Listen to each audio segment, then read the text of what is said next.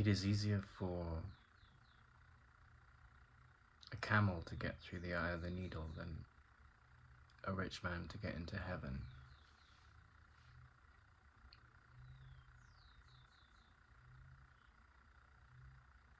I thought it'd be good to introduce physical health challenges and spirituality, the theme that is the umbrella of this video, with that statement. Ramana Maharshi was this great sage from South India, and he, in his later years, developed cancer in his leg. I think it was his leg or his arm, it was a limb. And everyone around him, like these doctors that were associated with the ashram and so forth, they were all trying to use all the medicines in their power to save him. Some suggested amputating the limb, and he was like, I'm not the body, you know. And I met a woman once who had gone to school, and she was very evolved, and she was at a boarding school, and it meant she was sleeping in the school as well as studying there. And people would just touch her in the normal way you get touched in a life, you know, pat on the shoulder, a hug, shaking hands or whatever. And she said that, like Ramana, she just took on the karma of these other people because she didn't see herself as separate. And this is like the sort of very advanced aspect of the teachings of the Course in Miracles. Like, the ego world requires so many masks, and in the series of interviews with Joseph Campbell called The Power of Myth by the journalist Bill Moyers, there's one episode called The Masks of Eternity, and that has two meanings. It says like that wherever you go in the story of man, you will have masks that represent the archetypes: the wise old man, the wise old woman, the bitter old crone, the angry youth, the passionate lovers, the young mother. They're all archetypes. They're mirrors to the journeys that we have to take, and the stories about those characters are what help us relate to the journey we're on.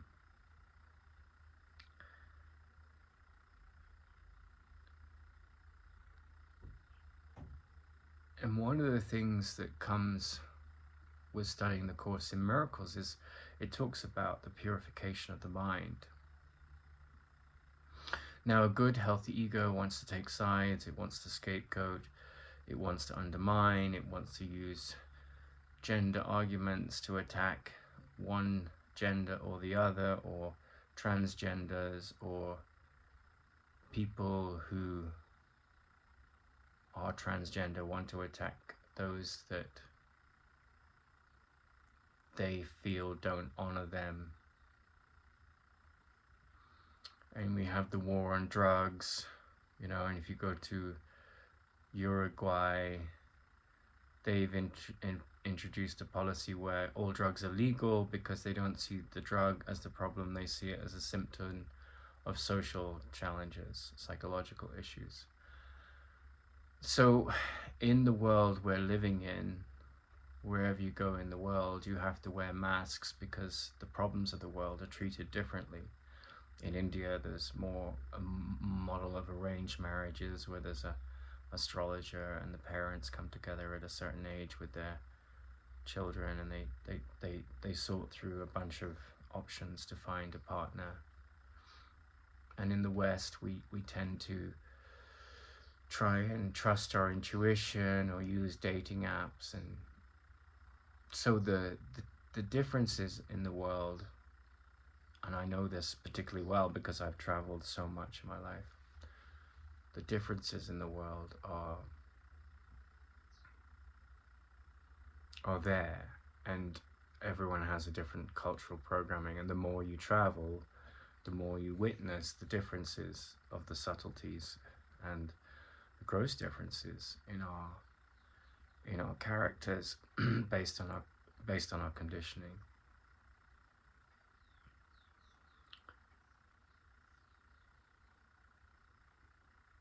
And I have been looking at how there's a line in the Course in Miracles that says, "Let all things be exactly as they are."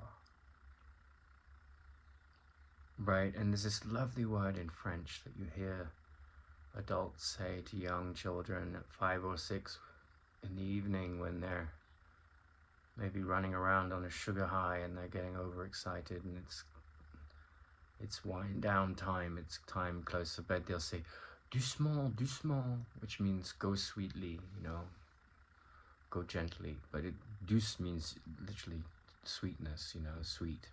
So to just calm down, relax, go a bit more softly in your way of being. And in a sense, this line, "Let all things be exactly as they are," is the voice of this sort of elder brother or sister or father or mother in us that loves us, that's saying, you're so caught up in your reactive mind, you're so caught up in your pain. And then the story of Job, at the end of the story of Job, he says, all this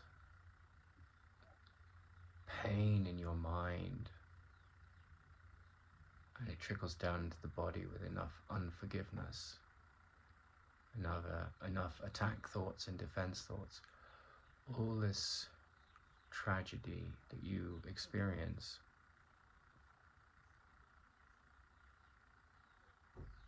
you're doing it to yourself.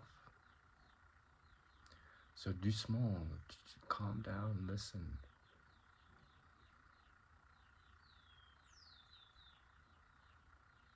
And the wisdom of the Course in Miracles, the wisdom of any supremely evolved psychotherapy process or any supremely evolved spiritual process,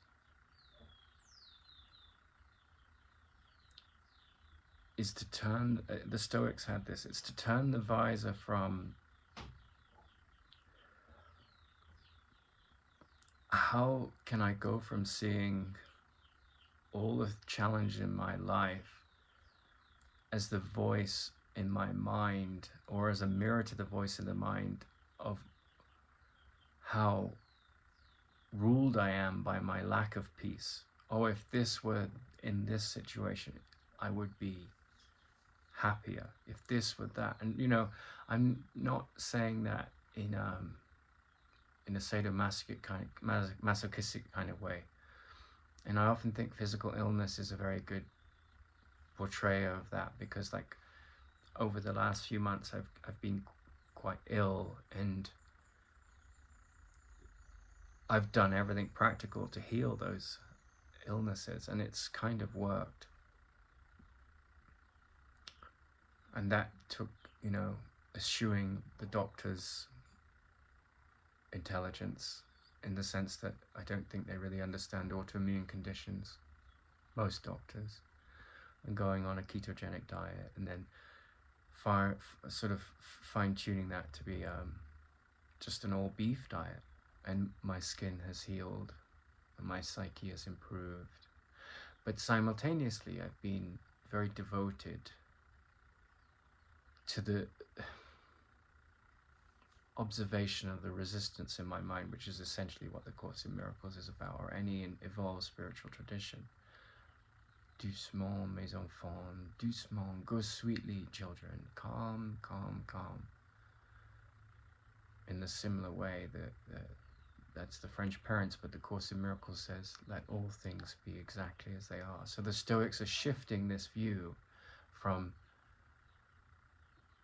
I'll be happy when, to how can I see things as they are and the resistance to that state of what is, and the practical response to things that need to be taken care of. How can I see all of those things and be present here and now, not with the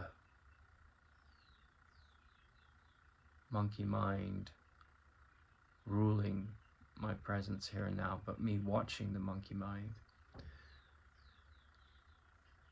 And then this creature, which comes from the belief in lack, which is this rich man trying to get into heaven. Because a rich man, I'm not saying you can't be rich in the world, there's nothing wrong with that. What that metaphor is talking about is when I am coming from a place of endless accumulation. There's nothing wrong with accumulating things, but it's the mask behind the story of what informs the accumulation, the ambition, the insecurity, that reveals what kind of rich man it is. Like, so the rich man, in the Course in Miracles it says, I'm determined to see. Above all else, I'm determined to see differently. And my teacher, he said, go and make some money. And I immediately came back with Krishnamurti's statement that was like, ambition, like, well, making money takes ambition, and ambition leads to ruthlessness, and ruthlessness leads to war. And that is the code of the ego. That's how conflict runs itself. It's like, I'll be better than you, you're not as good as me, I'm not as good as you. I will compete in that state of insecurity, and I will clothe myself in that, and I will end up old and bitter with my grievances. And I may have money or I may have no money. But that is the rich man, the man or woman that is attached to the identity of what insecurity leads with in the mind. And so he guided me to make money, but he said, above all, I'm determined to see differently. Meaning, and he said, there's ambition and there's ambition. Meaning, like, if you say, I'm going to find a way to live in this world where the inner journey is prioritized above all else, that may mean you'll walk away from a marriage. That may mean you'll leave a very high-powered corporate job just to have simplicity. That may mean you'll leave the city to be in the country. That may mean you'll leave the country to be in the city. The changes on the outside that come from let all things be as they are changes that are inspired by looking at the resistance to above all else, I'm determined to see differently. And I'm not a body, I'm still as God created me. And when you think about Ramana, just like, no, don't chop off my leg.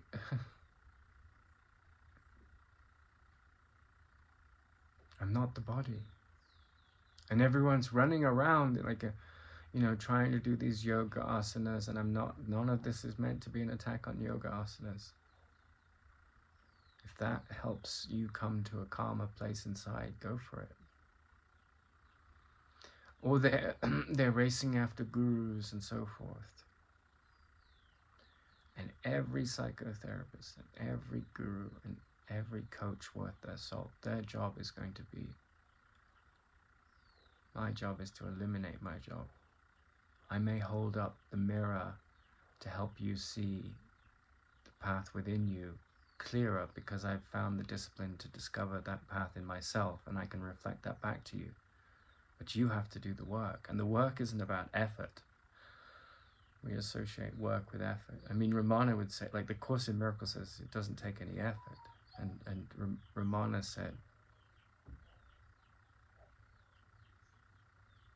it takes a great deal of effort. Well, which one's true? Well, effort in the sense that, like, let all things be as they are, but in that sense, inflected in that statement is, can I look at the bitterness that I project onto those people that have abused me? Can I look at the bitterness that comes in response to those people that have betrayed me? And can I see those projections, both of the abusive behavior, which is a cry for love, and the response, which is bitterness, as a cry for love? And can I accommodate the idea there's no multitude? No, like, we are legion means we are one. We seem to be different. We have different needs. I eat different food to you. You speak a different language to me. You have more siblings than I. I have less money in the bank than you. You have more upset than me. I have more upset about this than you. Like, we can go and talk until the end of time about the comparative. But the Course in Miracles is a vertical teaching. Ramana is a vertical teaching. You don't have to do asanas. You don't have to change your diet. You may be inspired to do those things. But with the Course in Miracles, they are just effects. And with Ramana too. The work of the Course in Miracles, the work of Ramana, the effort of seeing differently, and seeing just happens, right? The mind's eye is always looking, whether you're in deep sleep, in dreams, whether you're using memory or misperception or direct perception, as the Yoga Sutras breaks down the qualities of perception. But whatever is informing how you're looking, you are looking. And there's a quality in the mind which I think you have to realize is associated with sagesse, you know, the French word for wisdom, the sage in us, that's watching what's watching, right? It's got this capacity. That's why they have this expression in the yoga school I studied in, the yoga of yoga, or the nature of nature, you know. And when you think about evolution, like, there was this wonderful woman in the 30s or 40s or 50s, she was 60s, and in New York, and she was called Florence Scovel Shinn. And she picked up on something Lamarck, the French evolutionary biologist, he's been poo-pooed for this now, but I think he was perfectly correct from the Course in Miracles and the Ramana's point of view. He said, lizards lounging on rocks dreamed of flight. And Einstein says, you know, imagination makes reality, or it's the most important aspect. Well, actually, the Neville Goddard said that, but imagination is far more important than thinking. And imagination is really the driver of an aspiration. Married with imagination is the driver of evolution in the physical world.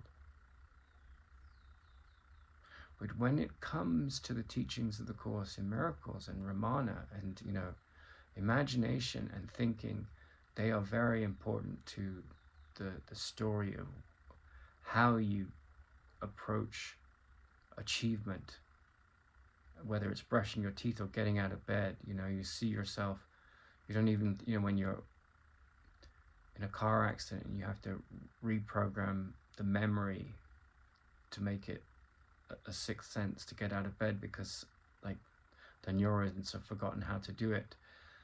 That's a lot of work, but still there's work going on when we get out of bed. We don't think about it, but it's like this habit has been mastered. You know, you watch the baby, they don't know how to walk, they have to crawl first, you see. So a lot of our thinking that we take for granted, that becomes part of our just unconscious conditioning, was learned at some stage.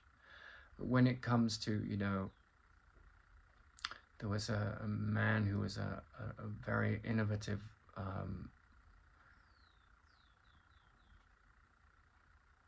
high jumper or pole vault jumper, I don't recall, but he did something differently and the whole technique of the sport changed, right? he imagined a new way to do it that had never been done before. And it's since he did that jump, and it's a world famous jump, you know, he went a few inches higher than anyone else, and no one jumps the old way anymore. So that's how thinking outside the box happens, and that's how change happens in the field of time and space in terms of knowledge and technology and technique.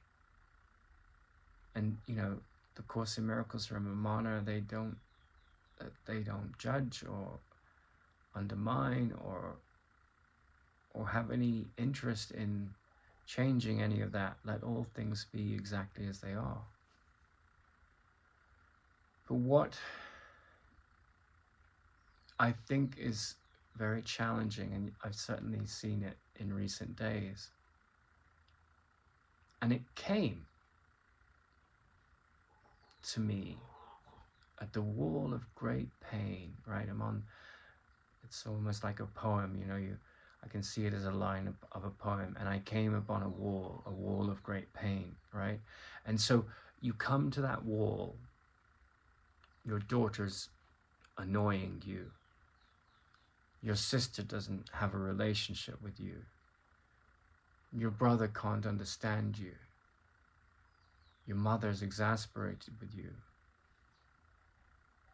you don't like your co-worker. All these problems in the world, they have one solution, right? From Ramana's point of view, he says, don't try and fix the world. You can try and cover the world in leather, or you can wear shoes. And wearing shoes here means, are you ready to let things be exactly as they are? Do whatever's practical, listen to whatever guides your gut. But I can see peace instead of this. And above all else, I want to see differently. I want to see beyond my grievances and my pain. And you know, this what I've just encapsulated is sort of the summary of that wall for me. Like, and I'll describe what that wall is. It was in my case. I'm a 3 in the Enneagram, which is vanity, right? That's the personality. You get the personality by the time you're 4. And I wanted to be a great evolutionary biologist. And then more recently, like, if you read the works of Robert A. Johnson, he says that, like, there's this moment, like, you know, when the skull forms, it's very plastic at the very beginning. You can pry it open until a certain age, like just by the manipulation, because it's so soft and tender, and then it gets really much harder to break it apart. Well, when you're 16 and you're 48 or thereabouts, there's these moments where you're moving from one age to the next, where you're very influenced by your aspirations. And when I was 16, I was like, oh, I want to make a contribution to science. And then I got hit by the wall of the spiritual reality, which is a very tough thing to walk into. Like, it smashes your nose, metaphorically speaking, and you're like, boom, everything I thought I knew is in contradiction to what I'm really here to figure out. And then at 48, I had some profound insights, really inspired about, you know, we spoke about the nature of nature, right? But then the study of science is the study of nature, right? The spirituality is the study of the nature of nature. And I'll come to that in a second, but I had some insights into nature. I was like, a bird in the garden that I was in California came in, and it was a daemon, a spirit animal of sorts, like, and it had a message for me. And the message was very much about that 48-year-old man who wanted to make his mark in the world, right? And it was an inspired message. It was like, there is a solution to our energy problems. There is a solution to our management of land and resources. There is inspired paths. There is I'll make a way in the wilderness. There are rivers in the desert. Like, wisdom, ingenuity, aspiration, imagination, has all the solutions that we need to solve the problems of the world. And that was what Sutranovum was about. I even set up this idea of a Sutranovum hardware company, to give out prizes for people that could, come up with ways to create car bodies out of hemp, and plastic companies that, and it was all this, what did Thoreau say? He said, build sandcastles in the air and then put feet under them. It was all this aspirational, very Libra-like, I'm a Libra, sort of air sign vision for solving the problems of the world. And then there was this insight around studies of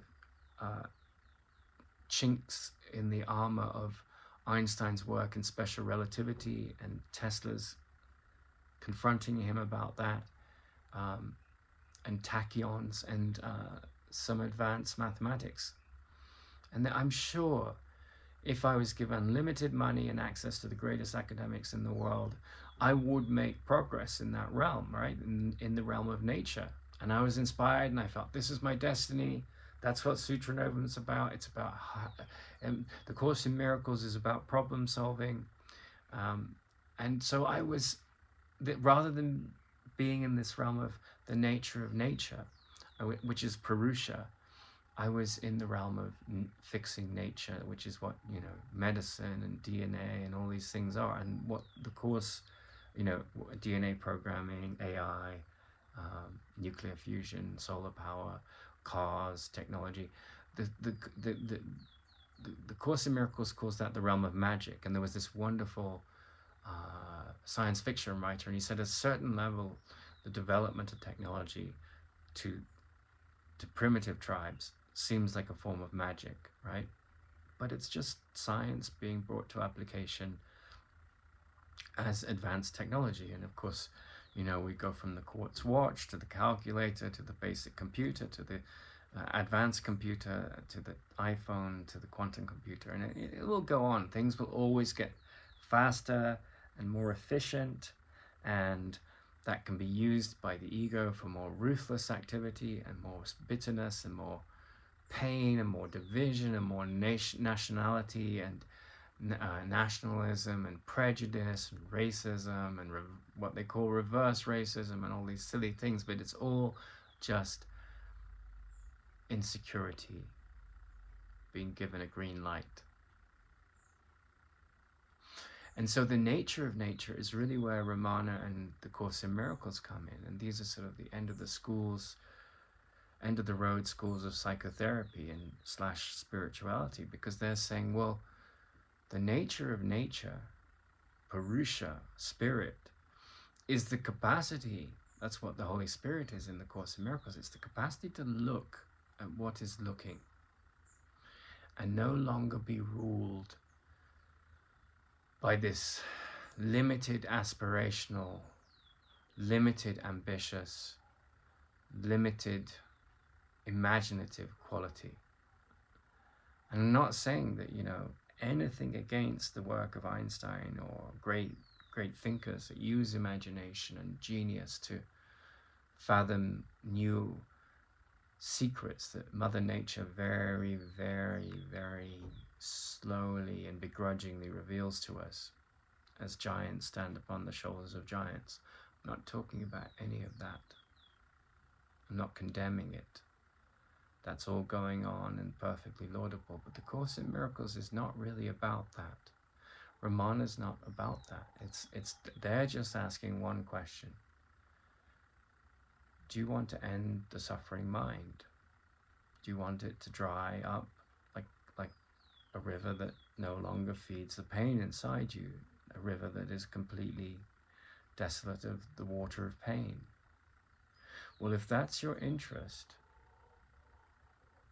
be like the Stoics. Turn the mind away from trying to fix the world or make it a better place. Do whatever's relativistically okay for you. Like for me, I shifted to beef.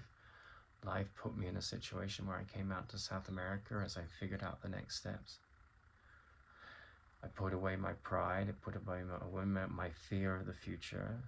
I handled the problems slowly but surely each day that I was brought by the abuse that happened to me at the university in England. And I've been inspired to go deeper into the teachings of the Course in Miracles in my own life. And that's where the wheat is separated from the chaff, the men from the boys in your spiritual life. Because I've dedicated myself to this, I can see peace instead of this. Above all else, I'm determined to see differently. And trust is leading here, and it's a very beautiful and challenging thing to give yourself to that deeper trust of, like, I want the peace that passeth understanding. And one of the great traps is that when you're on this path, you want others to see what you see, or beginning to see. And you see people get frustrated and upset and angry, and they want to lash out at this politician that says that, or condemn this or that action. And then from the Course in Miracles, it's just like, well, you're like a toddler who's lost his glasses, and they're on your head, and you're screaming like, ah! Why aren't things different? Why is there such terrible injustice in the world? When's he going to get his karma that he deserves? The bad karma that's coming his way, blah, blah, blah, blah, blah. But karma doesn't operate in the thought system of, the miracle-minded. Because all you're interested in is healing your perception. It's not your job to fix others. By seeing them as healed, you've healed yourself. That's all you're interested in. So the rich man is the man that is attached to his self-image, the man that has accumulated the wealth of either bitterness and pain and suffering, and a bank account full of grievances, or a bank account full of attachments to his stuff. And when you're carrying all that around, there's no way the camel of that monstrosity of fear can get through the eye of the needle of the healed mind. And the eye of the needle of the healed mind is what purification and healing is all about. I've condemned myself for many years because I could have been a doctor, easily. I've got a wonderful mind. But I had the integrity to stick to where I thought healing lay, and it's been a very difficult path.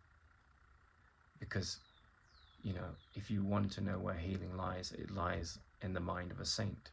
And that's what the Course in Miracles creates. It creates saints. They may be a shopkeeper. They may be a homeless person. I mean, Ramana Maharshi, the greatest sage I've ever come across, he was a homeless person. And I'm not trying to make that a dignified story of a human being. What I'm trying to point at, I'm not trying to, idolize poverty. I'm trying to expose the poverty of spirit that blinds us to meaning. Because it's not about what you are in the world. It's about how determined you are to see differently. The vistas that you're taking in every day with the body's eyes. You can't see with the body's eyes. You can see a physical reality and you can deduce certain things about it, but you can only see with the eyes of spirit. And that's where healing happens. The doctors they're like mechanics. They'll make the body run better on the road. The car of the body will run better on the road, or they can mess it up. They're working with chemistry and they're using magic, as the Course in Miracles says, to fix your fears. Like my beef diet, it's a form of medicine. It's magic. I know that completely. It works. When I started it, I was like, oh, but it's not spiritual. It's not vegetarian. And then I said, well, this is giving me a healthier state in the body. This is healing me of things that make my spiritual practice like kind of get more, challenging for me to be at peace and to handle the ups and downs of life. So I shifted to beef. And there's sort of like, you go to a lot of these ashrams and they may be teaching the course, they may in miracles, and like there's this idea that killing other things, which is what the whole universe,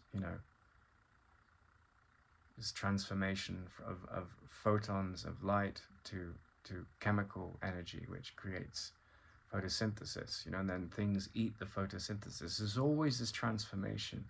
Something is beginning, something is ending, something is growing on that ending, something is coming along to feed off you, when you die, whether it's fire burning you up in the cremation, place of cremation, or it's, going into a coffin and like the soil eating through the wood and breaking down your flesh and your bones and all the bacteria that come.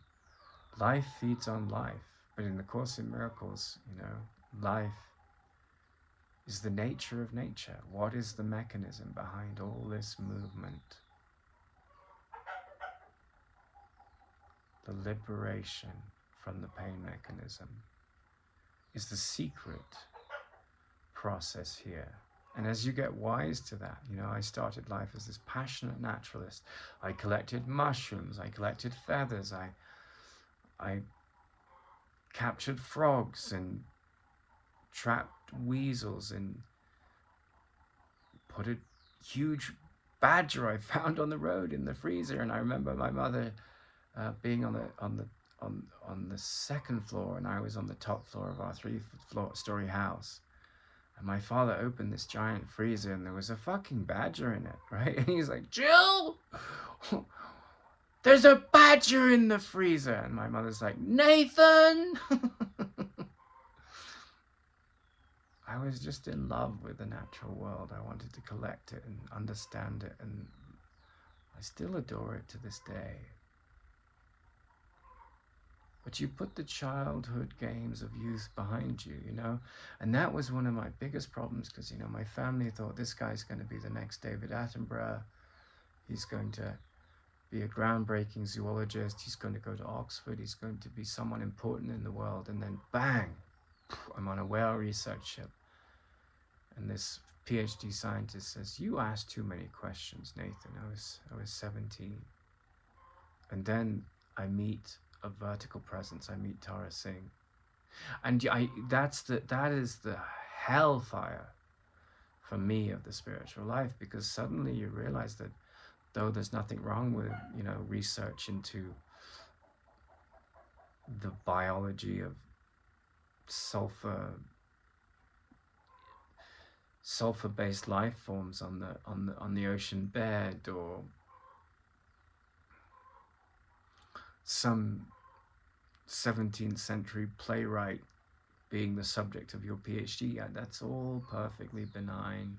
Or being a passionate musician, they're all fine, but they're just like related to livelihood or interest, and then like an uncompromising parent, there's this aspect inside your head that's like, no, you have to brush your teeth.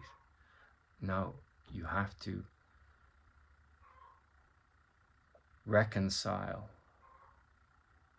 what all mystics have reconciled, that this is not a journey about the effects. It's about living in the realm of effects. The body is an effect. Everything you see with the physical eye, everything you see with every instrument that can measure any wavelength of the electromagnetic spectrum is an effect. But this is about returning to source. That's what religion means.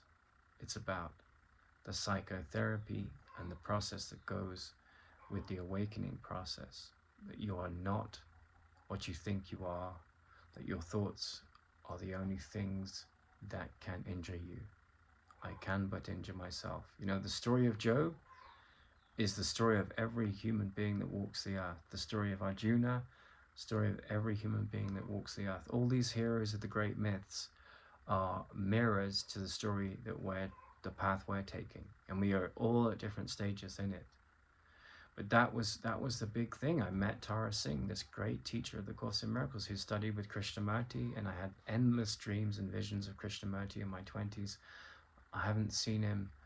I saw him like 5 weeks ago in a dream for the first time in decades, you know.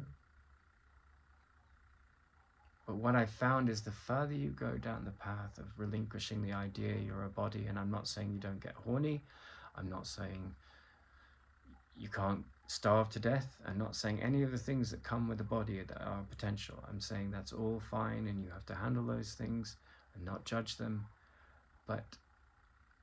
And if you condemn them, you know, like these priests that whip themselves because they have sexual thoughts, I mean, it's just perversion, it's fear.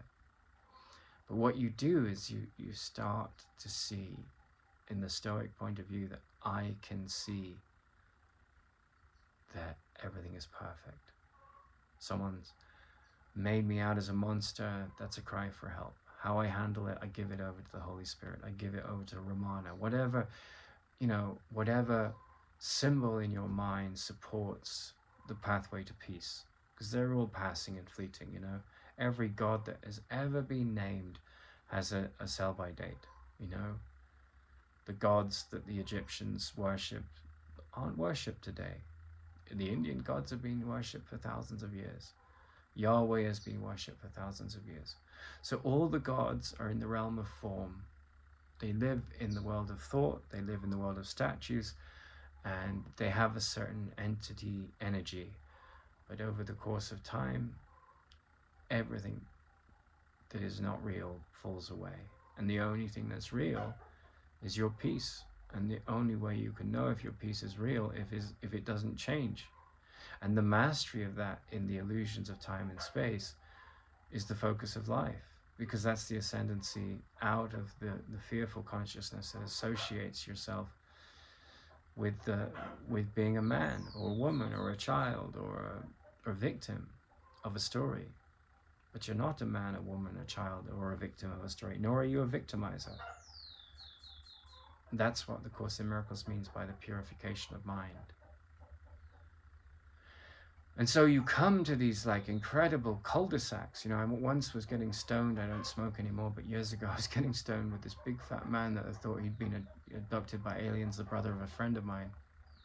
He'd been in a lunatic asylum and he'd done a lot of acid and stuff, and we were smoking, and he was telling this long story. It maybe had been 45 minutes long, and it was kind of intricate and interesting and fascinating, and there was like a punchline round the corner, and he just forgot, like this 300-pound man, like with two friends completely enthralled with his story, gets to a point where he loses the punchline. He says, cul-de-sac. And it was one of the funniest things I've ever experienced. Cul-de-sac.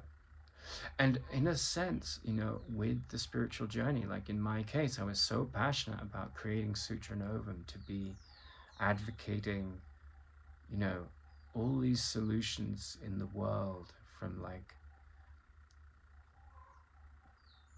exploring how you could bring protein through silkworm factories around the world, right?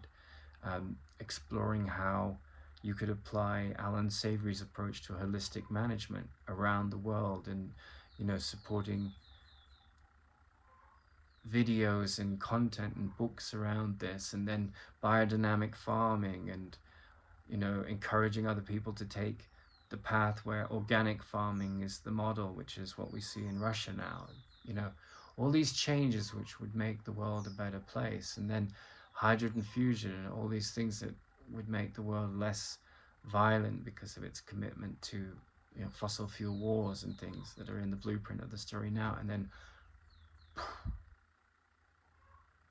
I'm made out to be a monster, and I'm kicked off a course at a university by people who, you know, are crying out for love and attacking. And, you know, what has attack thoughts got to do with safety? You know, just I was here with my study of the Course in Miracles, and like the psychotherapy teaching was just, in a sense, far more primitive than the depths of the Course in Miracles, but I'd spent my life absorbing it, and that was very threatening. So then I was suddenly in a place with illness, with pain, like Job with a skin condition, you know, cul-de-sac. God, why are you doing this to me? And then the Course in Miracles says, my seeing is a form of vengeance. I believe that I have killed what is pristine, eternal, ever elegant, ever happy, ever joyous, ever peaceful, and not dependent on anything external for that. I believe I've killed that. And because I believe I've killed that, I'm carrying a guilty sinner vibe, and I'm projecting that onto all the people I see around me. And then the Bible, the Course in Miracles says there is no sin. Misperception is an illusion. And the Yoga Sutras say the same, but it doesn't say it quite directly. It says there are 5 forms of perception: memory, dreams and imagination, sleep, deep sleep. The right perception of something, that's a rope. The wrong perception of something, that's a snake. And all of them can bring happiness, a happy memory. All of them can bring pain, a sad memory. All of them can bring conflict. The cul-de-sac I got to was like, I'm trying to fix a world that is unfixable. Yes, you can fix all these things, are laudable, but that's not what the Course in Miracles is teaching. The Course in Miracles is saying there's another way to see this situation.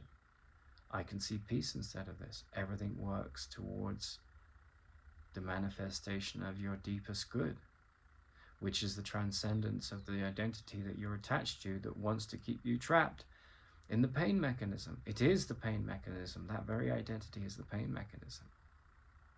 And so, you know, when you've been diagnosed with cancer, by all means do everything you can to take care of that cancer, to heal it, you know.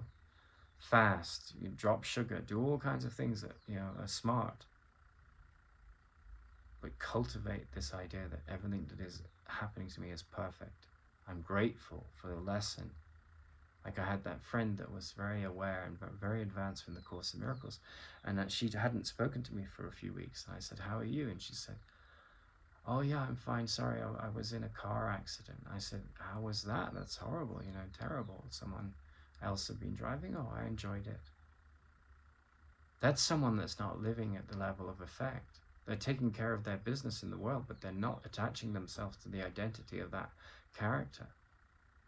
They're practical, they're listening to the inspiration of spirit as they can, and as it evolves in their capacity to listen, or as their capacity to listen evolves. But that's why, you know, I chased God by the tail with yoga, and there was a whole hierarchy in this system of who was the more advanced teacher and whose techniques were better and who taught asanas better, and it was all this sort of ego game. And in the background was the Course in Miracles from Ramana, and I couldn't stay in that circus. It just, you know, people just, it didn't have any more meaning for me, because I was the greatest teacher I was ever going to meet, as are you. Not because of what you say or do, but how you choose to see.